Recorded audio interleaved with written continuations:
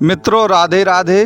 मित्रों, मुझसे अक्सर ये मकर राशि के लोग ये पूछते हैं कि पिछले 6 वर्षों से दुख, अपमान, पीड़ा, गरीबी का दंश वो झेल ही रहे हैं, तो क्या ज्योतिष में कोई भी ऐसा उपाय नहीं है जो उनके सभी दुखों का ये अंत कर दे। तो आज मैं आपको ऐसा उपाय बताऊंगा जिस उपाय पर यदि आप चलेंगे तो याद रखिए मकर राशि वालों का जीवन की दिशा और दशा दोनों बदल जाएगी। और अंतिम में मैं आपको एक महा उपाय बताऊंगा जिससे आपकी एक गरीबी, दुख, पीड़ा, अपमान, तिरस्कार सबसे आपको मुक्ति मिल जाएगी।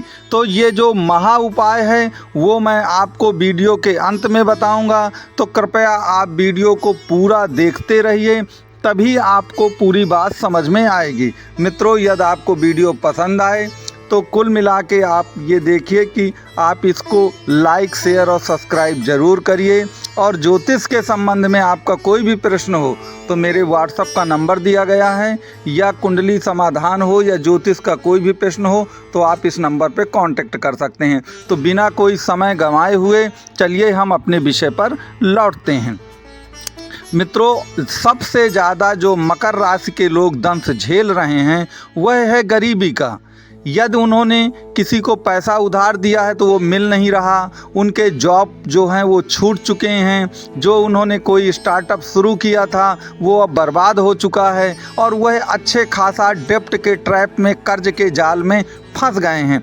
तो वास्तव में इससे मुक्ति का क्या उपाय है? तो देखिए, अब यहाँ पर आप ध्यान दीजिएगा।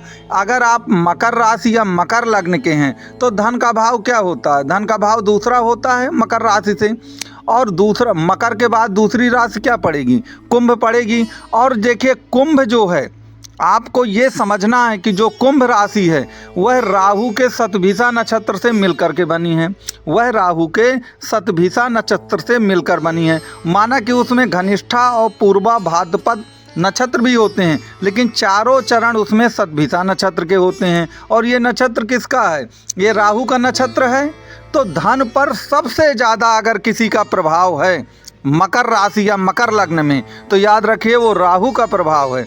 अब आपको राहु के पथ पर चलना ही पड़ेगा। यदि आप उस पथ पर नहीं चलते हैं तो याद रखिए आपको धन संबंधित जो हानि हुई है उसकी पूर्ति कर पाना संभव नहीं होगा। आपको ये ज्योतिष का मैं बहुत ही गूढ़ रहस्य बता रहा हूँ। आप कभी भी कहीं भी किसी वीडियो में ये चीज़ें नहीं पाएंगे। अब इसके लिए आपको करना क्या पड़ेगा? तो देखिए, राहु क्या है? राहु तो मायावी है, और राहु को डिप्लोमेट कहा गया है। राहु जासूस है, जैसा वो अंदर से है वैसा वो बाहर से नहीं है। और वो लकीर का फकीर नहीं है, और उसको सिर्फ और सिर्फ उसका परम ध्येय और लक्ष्य जो है वह अपनी सफलता है।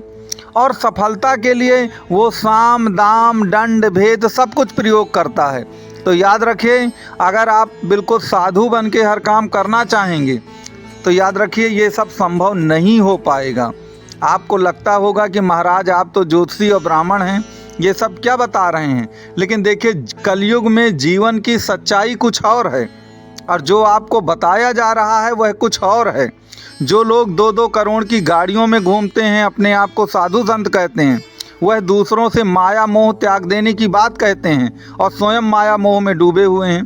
तो आपको ये चीज़ें समझनी हैं। राहु इन चीज़ों को बहुत अच्छे ढंग से समझता है।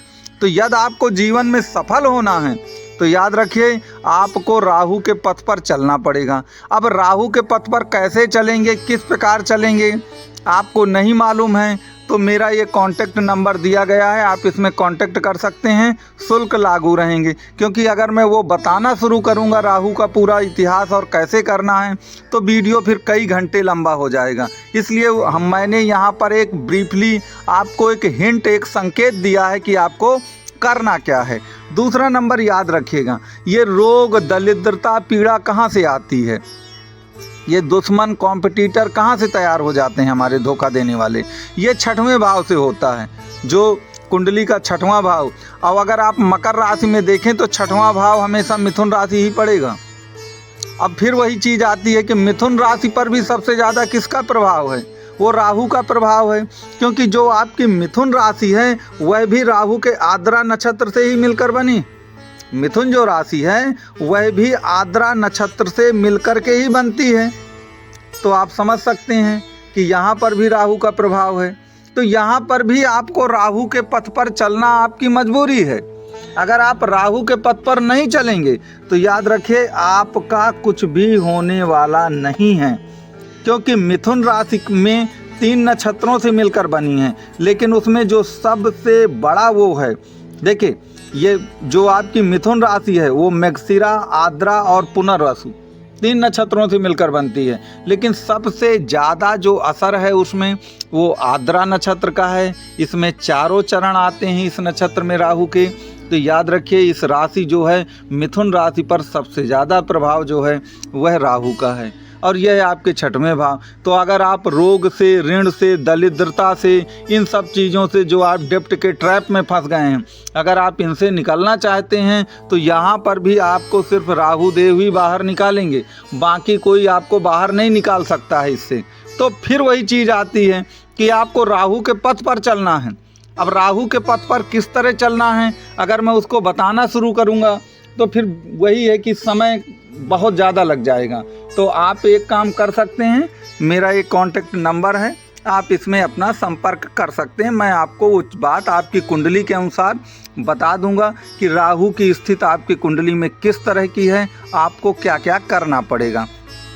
अब जो मैं उस महा उपाय की बात कर रहा था कि कौन सा ऐसा महा उपाय है जिसके लिए मैंने आपसे शुरू में कहा था कि आप इसको ज़रूर अंत तक देखिएगा।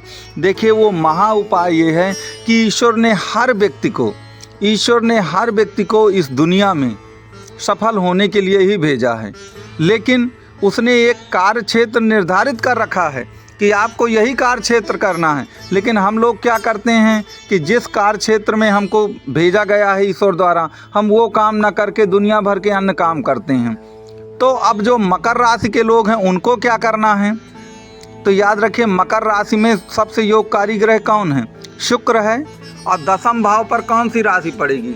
10वें भाव पर शुक्र की तुला राशि ही पड़ेगी, और इसी भाव पर शनि उच्च के भी होते हैं। तो आपको तुला राशि से संबंधित या शुक्र से संबंधित अगर आप कोई भी कार्य करेंगे तो याद रखिए आपको 100% लाभ मिलेगा। अब शुक्र के आप पूछेंगे क्या क्या कार्य हैं, तो यहाँ पर शुक्र के सैकड़ों कार्य हैं, लेकिन मैं यहाँ पर आपको बता दूं कि शुक्र जैसा मैं एक उदाहरण, जो सौंदर्य प्रसाधन का क्षेत्र है, वह 100% से शुक्र के क्षेत्र में ही आता है। ये सजना धजना जो भी ये मॉडर्न फैशन आया है सब कुछ, चाहे वो कपड़ों का हो या सौंदर्य प्रसाधन, ये सब कुछ शुक्र के क्षेत्र में आता है। अब उसकी लिस्ट बहुत बड़ी है, उस लिस्ट की यहाँ पे हम चर्चा करेंगे तो फिर वही दिक्कतें आएंगी। तो आप शुक्र के क्षेत्र में जाइए। अब देखिए तुला राशि क्या है, तुला राशि भी आपके स्वाति नक्षत्र से मिलकर तो यहाँ पर भी राहु का अपना एक अहम रोल है।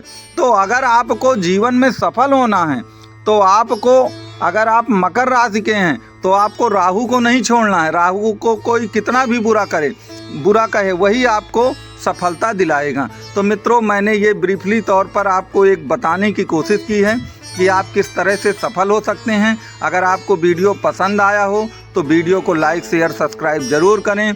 मेरा ये नंबर दिया गया है, ज्योतिष या कुंडली से संबंधित आपका कोई भी प्रश्न हो तो आप इस नंबर पे 100% कांटेक्ट कर सकते हैं, शुल्क लागू रहेंगे। मेरा वीडियो देखने के लिए आपको कोटि कोटि धन्यवाद है।